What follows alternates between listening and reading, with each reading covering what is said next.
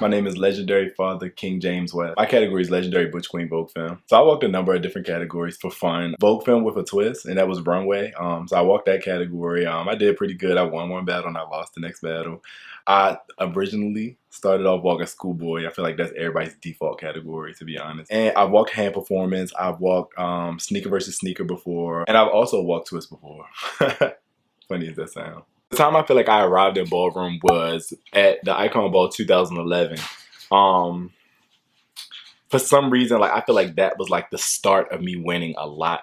Like I won that ball, I beat a lot of people, I beat hot people, and then I feel like I was like on fire after that. So I'm not. Is that the time I think that I've really arrived? When I was like, I have arrived. I think so.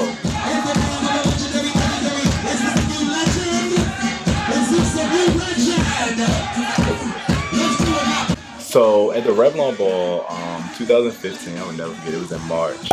I took my status, and I was nervous, but I also felt like I had did everything I needed to do. The requirements and the criteria of what it took to be a legend, I had already accomplished all those things. I had been walking balls for 9 years at that time, and the criteria had said 10, but that was the only thing that wasn't like a thing really at the time. And I don't know. I just felt I was nervous as hell.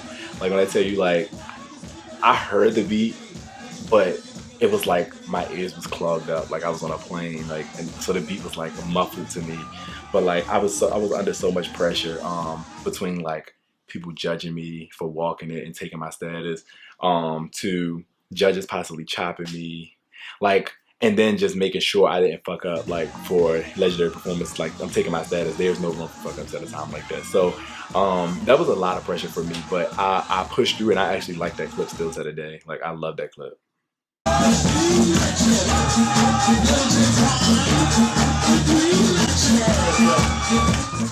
When I took my status, I noticed that a lot of other legends felt like they should take theirs too. And like, it was funny, a lot of them even hit me up and said like, you think I should take my status? You think I have like done what it takes to take my status? And I'm not like, you know, I don't really like to be fake with people, so I would tell people how I honestly felt.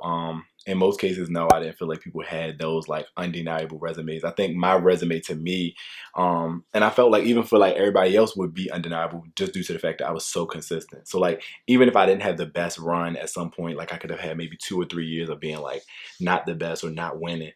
I was consistent, so you still remember me being there. And then I had like, of course, I really had a run of time where I was like winning a lot, and I was like bringing a lot of energy. And then like, you know, the criteria to being a legend is way more than just what you do on the floor, is what you do off the floor as well. And I know myself, I was like a leader to a lot of people. I was being called father when I wasn't even father. So it just put me in a place of like leadership, but a lot of people I didn't think should be taking their status because of me. Like I didn't take my status because of somebody else. I felt like it's nothing left for me to do. I naturally felt like I stood out as, why is he walking this category? You know what I'm saying? So like I wasn't one of those people that judges or other leaders was okay with me going out there and walking for 250. Like they felt like you should only be walking if it's an elite Vogue Femme category. So if I'm to the point where I feel like I'm looked at a certain kind of way, or as a Vogue Femme bully. Femme bully meaning like people get into, when you win so much, you start winning a lot. People start to put you in this mind frame of like you're too good to walk this, or you're too good to walk that, and you become a Vogue Femme bully, or whatever category, you become a bully to that category when you win a lot, because they feel like you're going and taking younger people money. Like if I go out there and I walk, they feel like I'm walking because I know I'm going to win, and I'm taking money from people that's like less advanced than Vogue Femme to me, which makes no sense to me. But that's what Ballroom does to people. They make you feel like they kind of like remove the fun and say, "Bitch, you shouldn't do this because you're this person now." And the most problematic, unfair things that I see for myself, I think it is like one of the most nasty and like miserable things to do, to like want to sit on a judges panel and act as if you don't want to be there. I think that is like one of the worst things in the world. It completely controls and shifts the energy of a ball. I've seen judges that will like want to sit on the panel because they clearly always sitting on the panel, and they would get up there and they'd be like,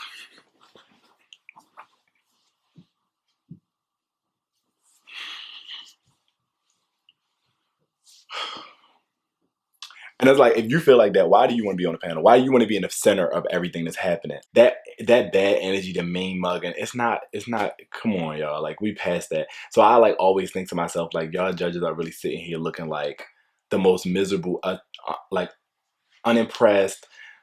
You're just not happy about being up here at all. Like, you don't help the energy of this ball, because Ballroom was created because mainstream didn't accept us, so we had to create our own world that worked for us, and now it went mainstream. So it's like we had to kind of like I feel like society and mainstream made us prove ourselves, without actually trying to prove ourselves to them. And then they came and like, how do I say this? They came and they threw blonde hair on it. Every time we get some, here y'all come trying to steal it, putting some blonde hair on it, and calling it something different. And they're paying us for our talent, but signing off on it for themselves. So that's how I see it, which I feel like in that case, a lot of ballroom superstars should be the people behind closed doors being paid for a lot of this stuff and getting our just dues. I feel like ballroom has worked. The ballroom has put in a lot of work. People have like put so much work in the ballroom. People that's here now and that's passed away. I don't think that somebody who can't bring a talent to ballroom should be getting paid more than people that's in ballroom. That's how I feel. However, I do think that it is great that we had the opportunity to actually show those talents. And when I started House of West, I definitely shook things up a bit, because me being, at the time, 27 years old, starting my own house, that's something that people would say you can't do. But we live West! Let's go, West!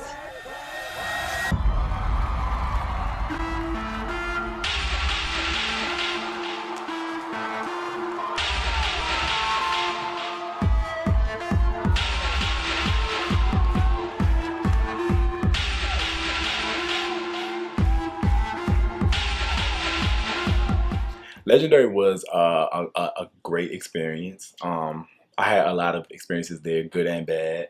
Overall, I really enjoyed being a Legendary. Like, just seeing how TV worked behind closed doors and stuff like that. I met a lot of like really nice people, humble people. Even the people that was there in ballroom who I had never like spoke to on a personal level, like Dolores Ninja, an extremely humble soul, and I loved being around her. Her energy was really good. I think that Legendary was a great opportunity for a lot of us and for ballroom in general. So I'm so interested and like eager to see season 2 and what's going to happen, because I feel like they had like the things that may have not have been the best for season 1 would be a lot better for season 2. So Legendary was definitely a great experience. So my favorite group production for sure was the Pussy Condor production in Atlanta, Georgia for the $4,000, featuring Indigo, Revlon at the time, now Ebony. That was definitely my favorite group production. Oh, another effect I really liked a lot was my white lion that me and Baby Hurricane did at the New York Awards Ball in 2015. I don't want to be typical, so I'll just like say a number of favorite beats that I had, but I love the high. Yes, I do like the high. Niambi. I love the ecstasy high. Low key, I really like Cupid Pete. So one of the beats that I know for a fact that I wouldn't be the best at, I don't think it's the smartest decision to tell somebody in ballroom what beat I can't Vogue to, because I know how ballroom is. But I can do hand performance to Dendada. I'm not sure if I can do a whole full out battle to Dendada. And it's just because you know, like Dendada is not on a 4 count or nothing. Like, you have to just know the beats and catch them, which I can do. But I know in the house I can do it. I'm not sure how I would do it at the ball. So Dendada is definitely the least best beat for me when it comes to Vogue to anything. But don't try to trick me, because I'm going to walk. I'm going to practice. And when y'all play that beat, I'm going to do it. Trust me. Off the top of my head, the only person I could think of that I battled several times, we battled twice and I couldn't beat him, was Mario Icon.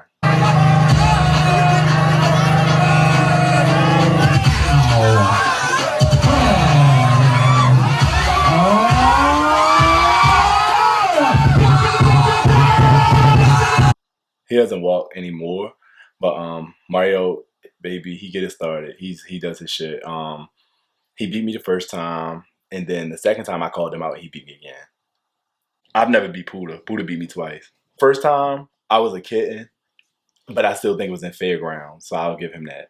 The second time he beat me, not so much. I was in Midwest, yeah. And he was voguing, but it just makes me feel uncomfortable that Marco broke the tie. She was a 007, and he was a 007, and they both had just like closed Herrera and was both 007. So that just wasn't fair to me to have a 007 judging that. Who is a list of people that I say I've beat so many times, I'm not even letting them beat me no more. I battled King 3 times. The hottest people that's hard to beat that I beat 3 times, and he's never beat me. Also, for those of you who may not know me, just know that I am a well-rounded person, and I may not always seem approachable, but I'm like one of the most down-to-earth people you'll ever meet. I love to laugh and have a nice time. I play with a straight face, so I may look mean sometimes, but best believe you can hit me up for advice. You can hit me up if you have questions, if you have any interest in my house or anything you can pretty much hit me up for. Closed mouths don't get fed. I'm really straightforward, which is like a lot of people mistake that for me, but we're in a world where people want honesty. They just used to people beating around the bush, and I'm not that guy. I'm gonna be honest to you, and I know that everybody's not used to that. So I do want to allow people to know me on a more personal level to some extent. At least enough to know who I really am versus who I may appear to be on my YouTube clips. No, I may not hug everybody, and yeah, I may be very shady on the floor, but that's strictly on the floor. I have an alter ego. So you have King James West, and you have who is right now, James.